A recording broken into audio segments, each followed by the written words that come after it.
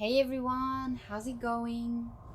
I'm super excited to be here today with a very special patient, and we're diving into an important procedure, treating a lateral granuloma on the toe, which has reached stage 3.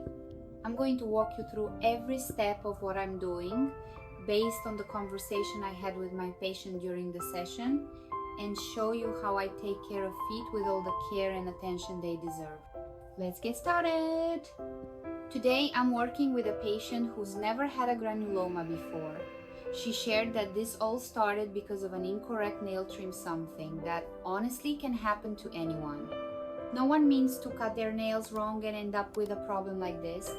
This granuloma is pretty large and her toe is super swollen with some noticeable inflammation.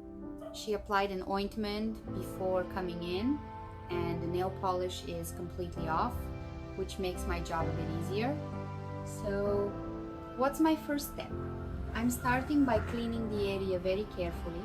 This granuloma is quite big and there's likely something like a tiny piece of nail or skin stuck in there causing the inflammation. Even if there's nothing trapped, we need to gently separate the nail from the skin to help the granuloma shrink. I'm using sterilized tools and I'll explain exactly what I'm doing as we go. Right now, I'm carefully lifting the nail because this toe is really sensitive. Hey patient, you might feel a slight pressure, okay? That's totally normal, but let me know if it's too much and I'll stop right away, deal? As I work, I notice a dark spot under the nail, which suggests something got trapped there, likely because of the improper cut that irritated the skin. That irritation opened the door to inflammation, and this granuloma grew fast in just 5 or 6 days. It's wild how quickly this can happen, right? I'm cleaning the lateral area now, making sure not to cause any discomfort. Look at that, this part is already looking cleaner and my patient isn't feeling any pain, which is awesome. Here's a key detail. To prevent the granuloma from coming back, I've trimmed the nail nice and square, making sure there are no sharp edges that could dig into the skin again. The nail is a bit wider at the base, but that's normal and will adjust as it grows. I'm also ensuring the area stays dry, because moisture can make inflammation worse. To help with that, I'm placing a small cotton barrier between the affected toe and the big toe to prevent them from rubbing together. Patient, you'll need to change this cotton daily, okay? Always use fresh cotton to keep everything clean and dry. I'd love to hear from you all. Where are you watching this video from? Drop it in the comments below. I'm so curious to know where my audience is. Interacting with you guys is one of my favorite things. I read and reply to every single comment, so don't hesitate to share your thoughts, ask questions about foot care, or let me know what you think of this video. Your engagement means the world. When you like, comment, or subscribe to my channel, it tells YouTube that my content is valuable and not some low quality stuff. That support helps me keep posting new videos every day. So let's keep the conversation going. Back to the procedure, I want to highlight the care we're taking here. My patient is being super cooperative and her body is responding really well to the initial treatment. Besides the cleaning and proper nail trimming, we used an ointment and even some laser therapy to help reduce the inflammation. It's all part of a thoughtful process to get that toe back to normal. And here's a big reminder for my patient. Try not to mess with the toe too much at home or trim the nail haphazardly, because that could make things worse.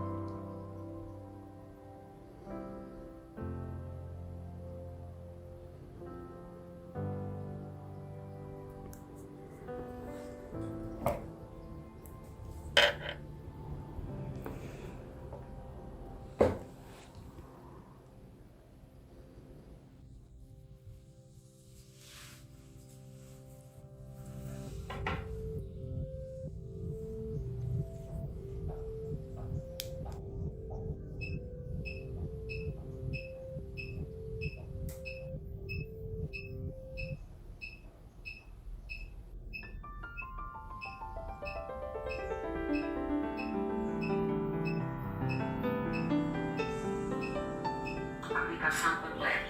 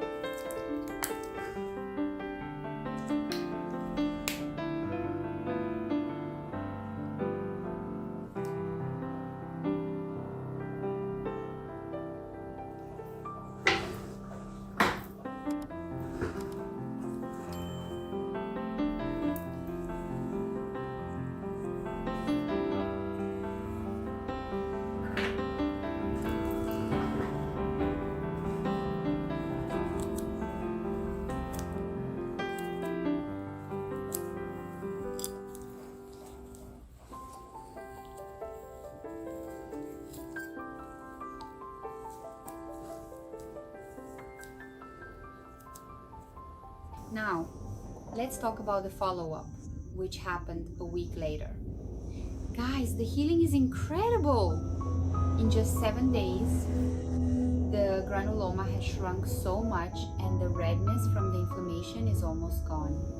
Usually it takes more than one follow-up to get to this point, but this patient's body worked beautifully with the medications and laser. I'm carefully removing any dead skin left behind, making sure not to cause any discomfort. Check this out, the nail's natural curve hasn't changed at all, which is fantastic because we've kept the toes' health intact. During the follow-up, I also checked for anything stuck under the nail or signs that the granuloma might return. Thankfully, everything looks clean and under control. To keep it that way, I advise my patient to continue using the cotton barrier, changing it twice a week, and to avoid over-trimming the nail. It's a simple routine, but it makes a huge difference in preventing issues. And of course, if anything comes up, she knows she can reach out to me. Here's a quick tip for all. When trimming your toenails, avoid cutting them too short or rounding the edges. It might look neat, but it increases the risk of ingrown nails and granulomas, like we saw here. Always cut straight across, and if you can, consult a podiatrist for guidance. Foot health is serious business, and a small mistake can lead to a lot of discomfort. Let's talk about care and empathy for a moment. My goal is always to ensure my patient feels comfortable and cared for. During the procedure, I'm watching her every reaction because I know an inflamed toe can be really painful. That's why I go slow, explain every step, and stop if she feels anything off. This goes for all of you watching too. Taking care of your feet is about taking care of your overall health. Our feet carry us everywhere, so let's give them the love they deserve. If something doesn't feel right, don't hesitate to see a professional. We're wrapping up now, and I need your help. If you enjoyed this video, please hit that like button, subscribe to the channel, and turn on the notification bell so you don't miss any of my daily videos. Your likes, comments, and shares tell YouTube that this content matters, and that helps me keep bringing you more. So